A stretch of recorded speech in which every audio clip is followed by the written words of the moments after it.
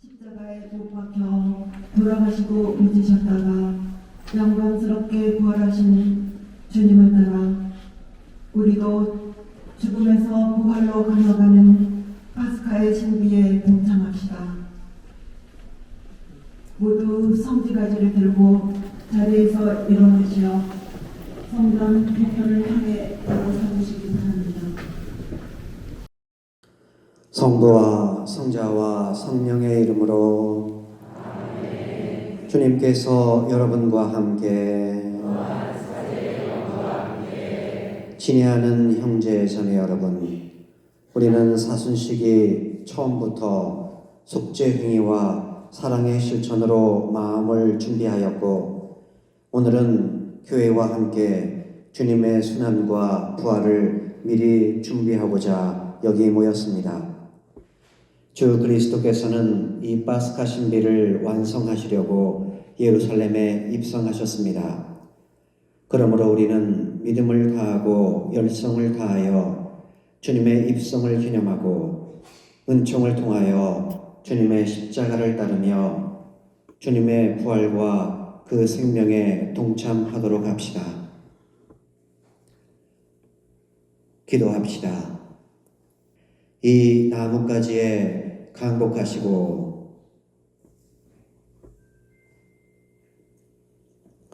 거룩하게 하시어 그리스도를 임금으로 받들어 모시고 환호하는 저희가 그리스도를 통하여 영원한 예루살렘에 들어가게 하소서.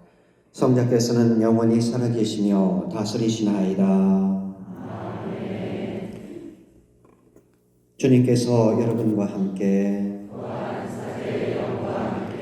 마테오가 전한 거룩한 복음입니다.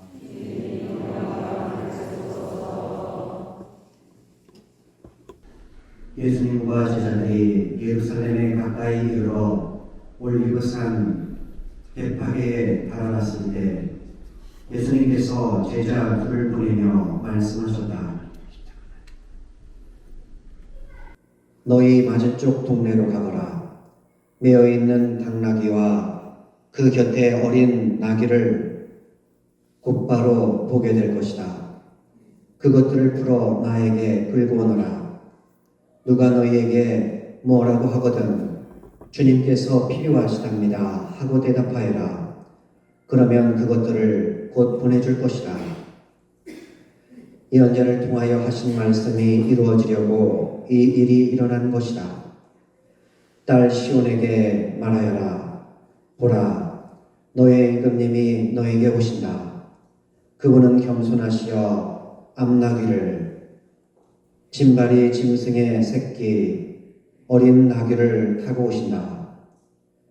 제자들은 가서 예수님께서 지시한 대로 하였다. 그들은 그렇게 암나귀와 어린 나귀를 끌고 와서 그 위에 겉옷을 펴놓았다. 예수님께서 그 위에 앉으시자 수많은 군중이 자기들의 겉옷을 길에 깔았다. 또 어떤 이들은 나뭇가지를 꺾어다가 길에 깔았다. 그리고 앞서가는 군중과 뒤따라가는 군중이 외쳤다. 다윗의 자손께 호산나, 주님의 이름으로 오시는 분은 복되시어라. 지극히 높은 곳에 호산나. 이렇게 하여 예수님께서 예루살렘에 들어가시니 온 도성이 술렁거리며 저분이 누구냐 하고 물었다. 그러자 군중이 저분은 갈릴리아 나자렛 출신 예언자 예수님이시오 하고 대답하였다. 주님의 말씀입니다.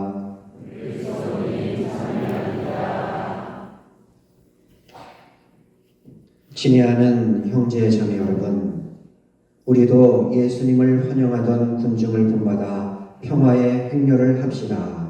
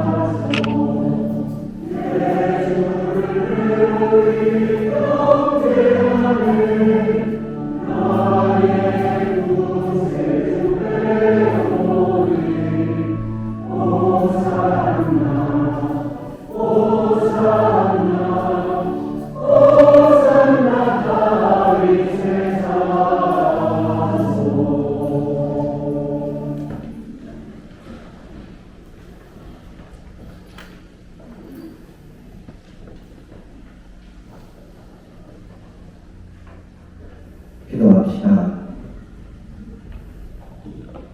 전능하시고 영원하신 하나님, 구세주께서 스스로 자신을 낮추시어 사람이 되시고 십자가의 형벌을 받으셨으니 저희도 주님의 순환에 참여하여 부활의 영광을 함께 누리게 하소서.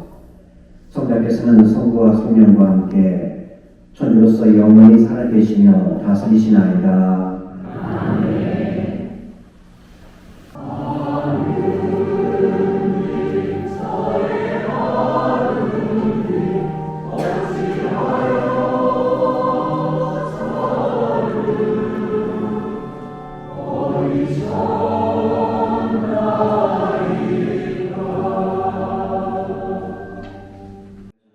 우리 주 예수 그리스도의 순환기입니다. 그때에 12제자 가운데 하나로 유다 이스카롯이라는 자가 수석 사제들에게 가서 물었다. 네가 예수님을 여러분에게 넘겨주면 나에게 무엇을 주실 작정입니까? 수석 사제들은 은돈 30입을 내주었다. 그때부터 유다는 예수님을 넘길 적당한 기회를 노렸다. 무교절 첫날에 제자들이 예수님께 다가와 물었다. 스승님께서 잡수실 파스카 음식을 어디에 차리면 좋겠습니까?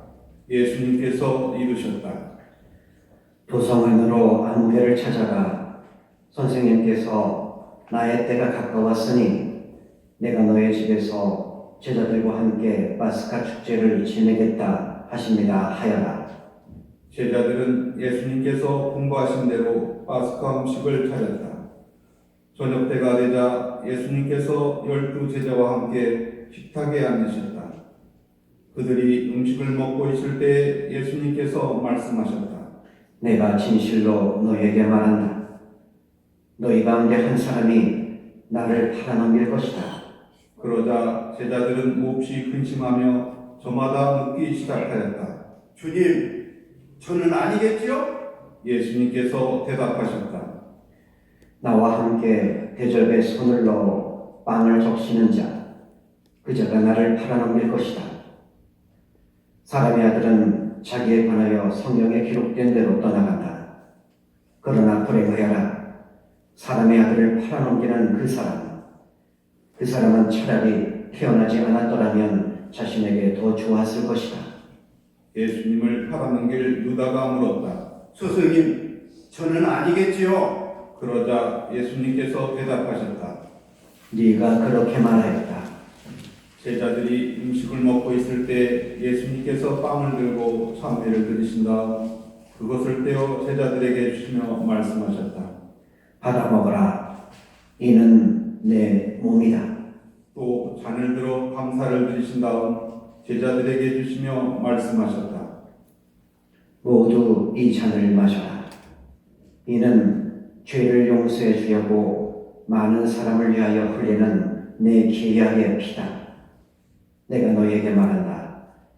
내 아버지의 나라에서 너희와 함께 새 포도주를 마실 그날까지 이제부터 포도나무 열매로 빚은 것을 다시는 마시지 않겠다. 그들은 찬미가를 부르고 나서 올리브산으로 갔다. 그때에 예수님께서 제자들에게 말씀하셨다. 오늘 밤에 너희는 모두 나에게서 떨어져 나갈 것이다. 성경에 내가 목자를 치리니 양떼가 흩어지리라고 기록되어 있기 때문이다. 그러나 나는 되살아나서 너희보다 먼저 갈릴레아로 갈 것이다. 베드로가 예수님께 말하였다. 모두 스승님에게서 떨어져 나갈지라도 저는 결코 떨어져 나가지 않을 것입니다. 예수님께서 베드로에게 말씀하셨다. 내가 진실로 너에게 말한다. 오늘 밤 달기 울기 전에 너는 3번이나 나를 모른다고 할 것이다. 베드로가 다시 예수님께 말하였다. 스승님과 함께 죽는 한이 있더라도 저는 스승님을 모른다고 하지 않겠습니다. 다른 제자들도 모두 그렇게 말하였다. 그때에 예수님께서 제자들과 함께 겟세마네 곳으로 가셨다. 그리고 제자들에게 말씀하셨다. 내가 저기 가서 기도하는 동안 여기 앉아 있어라. 그런 다음 베드로와 제베드의 두 아들을 데리고 가셨다. 그분께서는 근심과 고민에 휩싸이기 시작하셨다. 그때 그들에게 말씀하셨다. 내 마음이 너무 괴로워 죽을 지경이다. 너희는 여기에 남아서 나와 함께 깨어 있어라. 예수님께서는 앞으로 조금 나아가 얼굴을 땅에 대고 기도하시며 이렇게 말씀하셨다. 아버지, 하실 수만 있으시면 이 잔이 저를 비켜가게 해주십시오. 그러나 제가 원하는 대로 하지 마시고 아버지께서 원하시는 대로 하십시오. 예수님께서 제자들에게 돌아와 보시니 그들은 자고 있었다. 그래서 베드로에게 말씀하셨다. 이렇게 너희는 나와 함께 한 시간도 깨어 있을 수 없더란 말이냐. 유혹에 빠지지 않도록 깨어 기도하여라. 마음은 간절하나 몸이 따르지 못한다. 예수님께서 다시 두 번째로 가서 기도하셨다.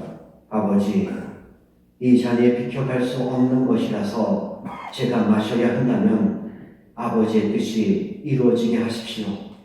그리고 다시 와 보시니 그들은 여전히 눈이 무겁게 감겨 자고 있었다. 예수님께서는 그들을 그대로 두시고 다시 가시어 세 번째 같은 말씀으로 기도하셨다. 그리고 제자들에게 돌아와 말씀하셨다. 아직도 자고 있느냐? 아직도 쉬고 있느냐? 이제 때가 가까웠다. 사람의 아들은 죄인들의 손에 넘어간다. 일어나 가자. 보라, 나를 팔아넘길 자가 가까이 왔다. 예수님께서 아직 말씀하고 계실 때 바로 12제자 가운데 하나인 유다가 왔다. 그와 함께 수석사제들과 백성의 원로들이 보낸 큰 무리도 칼과 몽둥이를 들고 왔다. 그분을 팔아넘길 자는 내가 입맞추는 이가 바로 그 사람이라 그를 붙잡으시오 하고 그들에게 미리 신호를 일러두었다. 그는 곧바로 예수님께 다가가 말하였다. 스승님, 안녕하십니까? 그러고 나서 예수님께 입을 맞추었다. 예수님께서 말씀하셨다. 친구야, 네가 하러 온 일을 하여라. 그때에 무리가 다가와 예수님께 손을 대어 그분을 붙잡았다. 그러자 예수님과 함께 있던 이들 가운데 한 사람이 칼을 빼어들고 대사대에 종을 쳐서 그의 귀를 잘라버렸다. 그때에 예수님께서 그에게 이르셨다. 칼을 칼집에 도로 꽂아라. 칼을 잡는 자는 모두 칼로 망한다. 너는 내가 내 아버지께 청할 수 없다고 생각하느냐? 청하기만 하면 당장에 12군단이 넘는 천사들을 내 곁에 세워주실 것이다. 그러면 일이 이렇게 되어야 한다는 성경 말씀이 어떻게 이루어지겠느냐? 그때에 예수님께서는 그 무리에게도 이렇게 이르셨다. 너희는 강도라도 잡을 듯이 칼과 몽둥이를 들고 나를 잡으러 나왔단 말이냐? 내가 날마다 성전에 앉아 가르쳤지만 너희는 나를 붙잡지 않았다. 예언자들이 기록한 성경 말씀이 이루어지려고 이 모든 일이 일어난 것이다. 그때에 제자들은 모두 예수님을 버리고 달아났다. 무리는 예수님을 붙잡아 카야파 대사에게 끌고 갔다. 그곳에는 율법 학자들과 원로들이 모여 있었다. 베드로는 멀찍이 떨어져 예수님을 뒤따라 대사제의 저택까지 가서 결말을 부려고 안뜰로 들어가 시종들과 함께 앉았다. 수석사제들과 온 초교회는 예수님을 사형에 처하려고 그분에 대한 거짓 증언을 찾았다. 거짓 증언들이 많이 나섰지만 하나도 찾아내지 못하였다. 마침내 두 사람이 나서서 말하였다. 이자가 하나님의 성전을 허물고 사흘 안에 다시 세울 수 있다고 말하였습니다. 대사제가 일어나 예수님께 물었다. 당신은 아무런 대답도 하지 않소. 이 자들이 당신에게 불리한 증언을 하는데 어찌 된 일이오? 그러나 예수님께서는 입을 다물고 계셨다. 대사제가 말하였다. 내가 명령하오. 살아계신 하느님 앞에서 맹세를 하고 당신이 하느님 아들 메시아인지 밝히시오. 예수님께서 대사제에게 말씀하셨다. 네가 그렇게 말하였다. 나는 너희에게 말한다.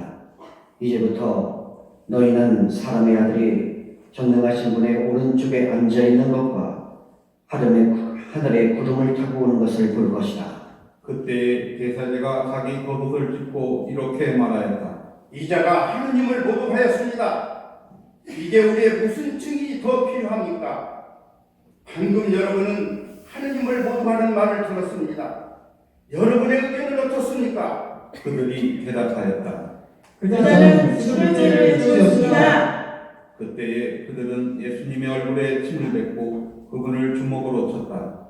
더러는 손짓을 하면서 말하였다. 메시아야, 말해봐 보아라. 너를 친 사람이 누구냐? 베드로는 안뜰 바깥쪽에 앉아 있었는데 하나가 그에게 다가가 말하였다. 당신도 저 갈릴리 사람 예수와 함께 있었죠? 베드로는 모든 사람 앞에서 부인하였다. 나는 당신이 무슨 말을 하는지 모르겠어. 베드로가 대문께로 나가자 다른 하나가 그를 보고 거기에 있는 이들에게 말하였다. 이는 나자렛 사람 예수와 함께 있었어요. 베드로는 맹세까지 하면서 다시 부인하였다. 나는 그 사람을 알지 못하오. 조금 뒤에 거기 서 있던 이들이 베드로에게 다가와 말하였다. 당신도 그들과 함께임이 틀림없어. 당신의 말씀을 들으니 분명하오. 그때 베드로는 거짓이면 천벌을 받겠다고 맹세하기 시작하며 말하였다. 나는 그 사람을 알지 못하오. 그러자 곧 달기 울었다. 베드로는 달기 울기 전에 너는 3번이나 나를 모른다고 할 것이다 하신 예수님의 말씀이 생각나서 밖으로 나가 슬피 울었다. 아침이 되자 모든 수석사제들과 백성의 원로들은 예수님을 사형에 처하기로 결의한 끝에 그를 결박하여 끌고 가서 빌라도 총독에게 넘겼다. 그때 예수님을 팔아넘긴 유다는 그분께서 사형 선고를 받으신 것을 보고 뉘우치고서는 그 은돈 30입을 수석사제들과 원로들에게 돌려주면서 말하였다. 죄 없는 분을 팔아넘겨 죽게 만들었으니 나는 죄를 지었어. 그들은 말하였다. 우리와 무슨 상관이냐? 그것은 내 일이다. 유다는 그 은돈을 성전 안에다 내던지고 물러가서 목을 매달아 죽었다. 수석사제들은 그 은돈을 거두면서 말하였다. 이것은 빚값이니 성전 근거에 넣어서는 안 되겠소. 그들은 은은함 끝에 그 돈으로 옹기장이 밭을 사서 이방인들의 묘지로 쓰기로 하였다. 그래서 그 밭은 오늘날까지 피밭이라고 불린다. 그리하여 에레미야 예언자를 통하여 하신 말씀이 이루어졌다. 그들은 은돈 30입 값어치가 매겨진 이의 몸값 이스라엘 자손들이 값어치를 매긴 사람의 몸값을 받아 주님께서 나에게 분부하신 대로 옹기장이 바깥으로 내놓았다. 예수님께서 총독 앞에 서셨다. 총독이 물었다. 당신이 유다인들의 임금이요? 예수님께서 대답하셨다.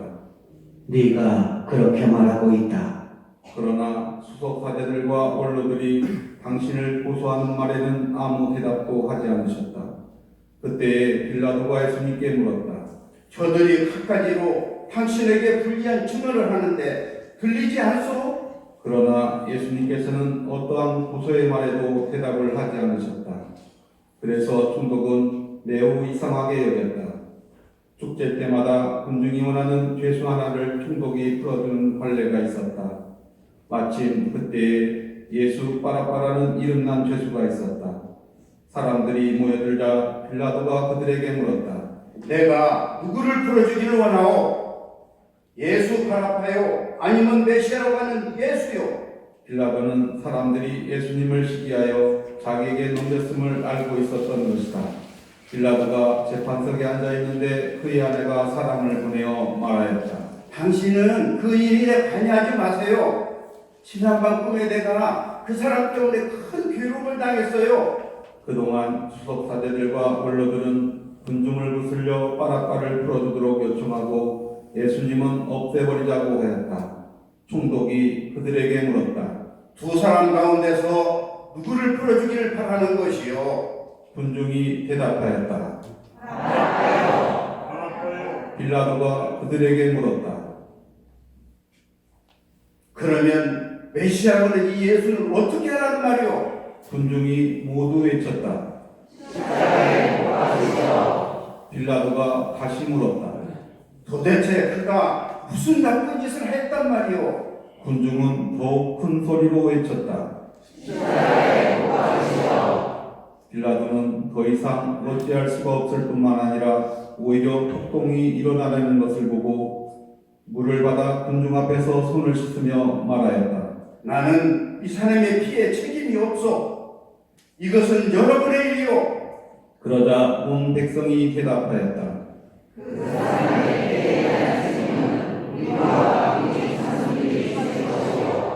그래서 빌라도는 바라바를 풀어주고 예수님을 채찍질 하게 한 다음 십자가에 못 박으라고 넘겨주었다. 그때에 총독의 군사들이 예수님을 총독관저로 가서 그분 둘레에 온 부대를 집합시킨 다음 그분의 옷을 벗기고 진홍색 외투를 입혔다.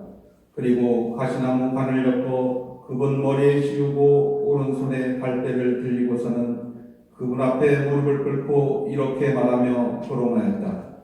유다인들의 임금님 만세! 군사들은 또 예수님께 침을 뱉고 갈대를 빼앗아 그분의 머리를 때렸다.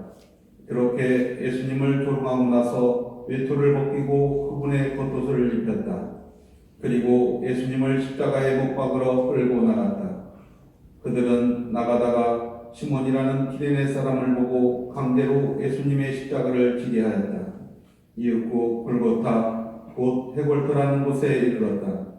그들이 쓸개즙을 섞은 포도주를 예수님께 마시라고 건넸지만 그분께서는 맛을 보시고서는 마시려고 하지 않으셨다. 그들은 예수님을 십자가에 못 박고 나서 제비를 뽑아 그분의 겉옷을 나누어 가진 다음 거기에 앉아 예수님을 지켰다. 그들은 또 그분의 머리 위에 죄명을 붙여놓았다. 거기에는 이자는 유다인들의 임금 예수다라고 쓰여 있었다. 그때에 강도 두 사람도 예수님과 함께 십자가에 못 박혔는데 하나는 오른쪽에 하나는 왼쪽에 못 박혔다.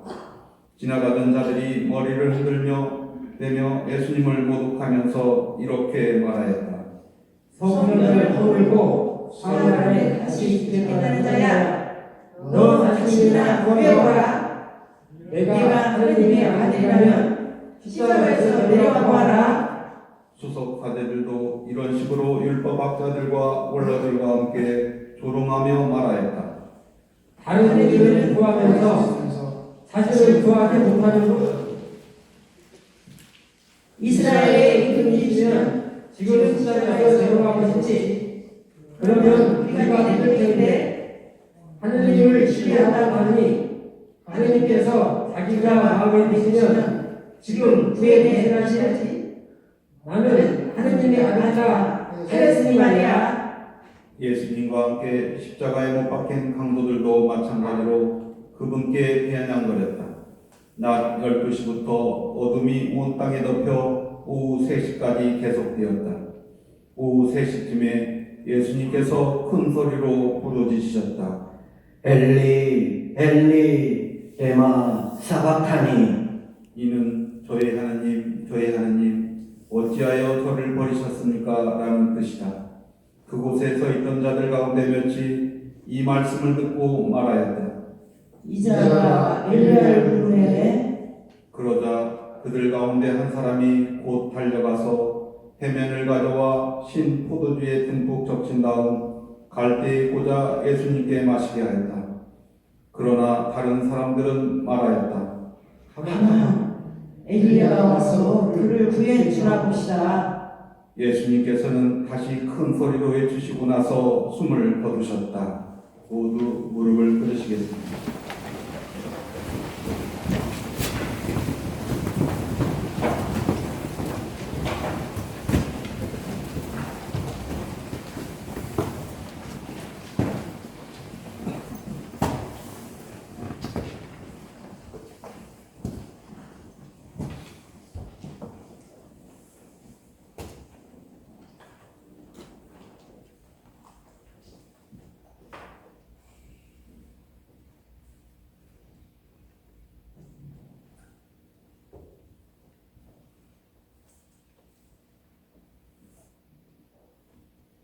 모두 일어서십시오.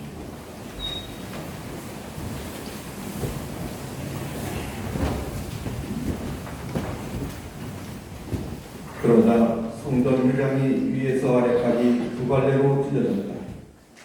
땅이 흔들리고 바위들이 갈라졌다. 무덤이 열리고 잠자던 많은 성도들의 몸이 되살아났다.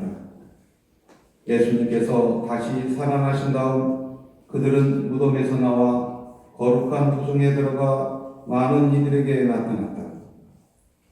백인대장과 또 그와 함께 예수님을 지키던 이들이 지진과 다른 여러 가지 일들을 보고 몹시 두려워하며 말하였다. 참으로 이분은 하느님의 아드님이셨다. 거기에는 많은 여자들이 멀리서 지켜보고 있었는데 그들은 갈릴레아에서부터 예수님을 따르며 시중 들던 이들이다. 그들 가운데에는 마리아 막달레나, 야고보와 요셉의 어머니 마리아, 제베드의 아들들의 어머니도 있었다. 저녁 때가 되자 아리마티아 출신의 부유한 사람으로서 요셉이라는 이가 왔는데 그도 예수님의 제자였다. 이 사람이 빌라도에게 가서 예수님의 시신을 내달라고 청하자 빌라도가 내주라고 명령하였다. 요셉은 시신을 받아 깨끗한 암압보로 감싼 다음 바위를 깎아 만든 자기의 새 무덤에 모시고 나서 무덤 입구에 큰 돌을 굴려 막아놓고 갔다. 거기 무덤 맞은쪽에는 마리아 막달레나와 다른 마리아가 앉아 있었다. 이튿날 곧 중대일 다음 날에 수석 사제들과 바리사이들이 함께 빌라도에 가서 말하였다. 나니 저 자기분이 살았을 때 나는 사흘 만에 부활할 것이다 하고 말한 것을 저희는 기억합니다. 그러니 셋째 날까지 무덤을 지키도록 명령하십시오. 그의 제자들이 와서 시체를 훔쳐보고서는 그분은 죽은 가운데서 되살아났다 하고 말할지도 모릅니다. 그러면 이 마지막 시간이 처음보다 더 해로울 것입니다. 빌라도가 대답하였다. 당신들에게는 경비병들이 있지 않소. 가서 제주껏 지키시오. 그들이 가서 그 돌을 봉인하고 경비병들을 세워 무덤을 지키게 하였다. 주님의 말씀입니다.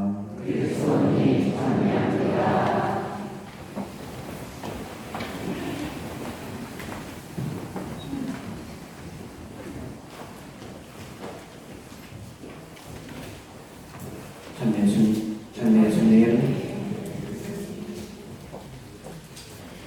오늘은 주님 순환 성지주일입니다. 오늘 우리는 예수님께서 이스라엘 백성들의 환호를 받으며 예루살렘에 입성한 후에 십자가에 못 박혀 돌아가시기까지를 함께 묵상합니다.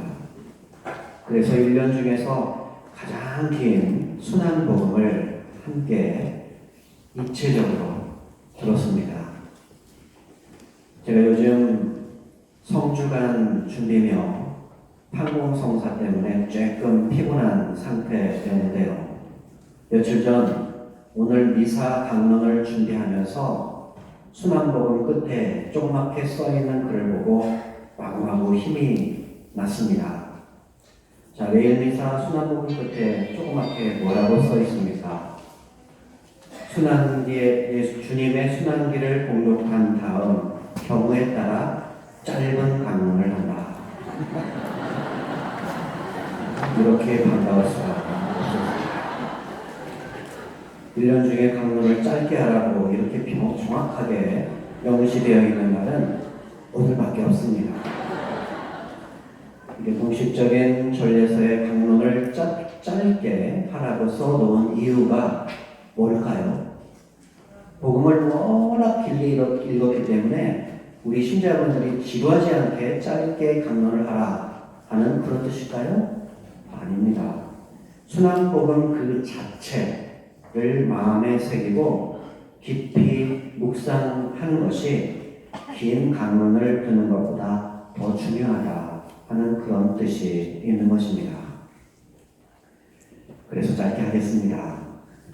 우리는 오늘부터 사순식의 마지막 주간인 성주간을 보내게 됩니다. 오늘 성지주일은 성주간을 시작하는 날로서 예수님께서 나귀를 타고 예루살렘에 입성하신 날을 기념합니다. 예수님께서 예루살렘에 입성하실 때에 수많은 백성들이 나뭇가지를 흔들면서 환영을 했기 때문에 특별히 거룩할 성, 나뭇가지 지, 성지, 성지주일이라고 오늘 부르는 것입니다. 하지만 오늘부터 불과 며칠 후에 예수님을 환영했던 인파는 예수님을 십자가에 못 박으라 악을 쓰는 무서운 군중들로 돌변합니다. 당시 십자가 형벌은 가장 잔인하고 소름이 끼치는 그런 사형 방법이었습니다. 십자가 사형 방법은 고대 페르시아 제국의 형벌에서 유래를 하고 있는데 페르시아인들은 땅을 신성하게 여겼기 때문에 죄인들의 시체로 땅을 더럽힐 수 없다 하면서 십자가 형틀에 죄인들을 매달아서 죽였다는 것이죠. 그리고 그 시체는 십자가에 그대로 매달린 채 독수리와 까마귀들의 먹이가 되도록 그대로 내버려 두었다고 합니다. 이렇게 무자비한 십자가 형벌로 우리 예수님께서 돌아가시게 된 것입니다. 왜 이래야만 했을까? 왜 이렇게 처참하게 돌아가셔야만 했을까요? 그것은 예수님께서 죽음의 세력을 극복해야만 부활의 영광을 얻으실 수 있었기 때문입니다. 처참한 이 십자가의 죽음을 넘어서야만 영원한 생명을 얻을 수 있었기 때문입니다. 우리도 마찬가지입니다. 십자가의 죽음 없이는 부활의 영광도 없는 것입니다. 삶 안에서 우리 십자가를 거부하면은 영생의 기회 또한 얻지 못한다는 뜻인 것입니다.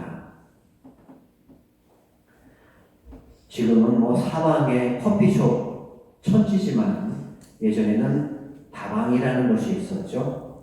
그 옛날에 어떤 신부님이 다방에서 신자들을 만나서 대화를 하고 있었는데 다방에서 일하던 여종업원이 커피를 가지고 나오는 것입니다. 그런데 신부님이 가만히 이 자매님을 보니까 이 자매님 목에 십자가 목걸이가 반짝거리고 있는 것입니다. 그래서 신부님이 물었죠. 자매님, 십자가 목걸이를 하신 거 보니까 성당이나 교회 다니세요? 그랬더니 그 종업원이 아니라는 것입니다.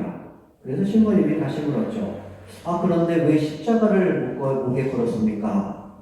그랬더니 여종업원이 껌을 씹으면서 하는 말이 이거요 예뻐서 한번 걸어봤어요. 어때요? 예쁘죠? 이 말에 신부님이 그분에게 말을 했다고 합니다. 자매님, 십자가는 목에 거는 것이 아니라 등에 지는 거예요. 그러자 그 자매가 한다는 말, 그러게 가끔씩 십자가가 등 쪽으로 갈 때도 있더라고요. 좀 우스운 얘기지만 생각해 볼 거리가 있다고 생각합니다. 십자가는 그리스도교 장식품이 절대 아닙니다. 그리고 십자가는 어쩌다 가끔씩 지는 것도 아닙니다. 우리는 우리 자신의 구원을 위해서 자신의 십자가를 늘 지고 살아가야 됩니다. 남을 위해서 지는 십자가가 아니라 내 자신을 위한 십자가인 것입니다. 자, 여러분 삶의 무게가, 여러분의 십자가가 얼마나 힘들고 무겁게 느껴지십니까? 여러분의 삶의 무게는 훗날 여러분에게 주어질 은혜로움의 무게와 같을 것입니다. 여러분이 지는 십자가의 무게는 훗날 여러분이 받게 될 큰 영광의 무게와 같은 것입니다.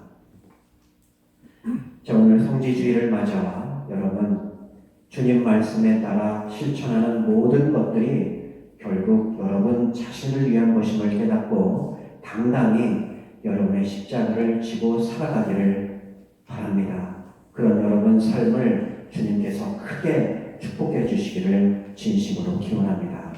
아멘.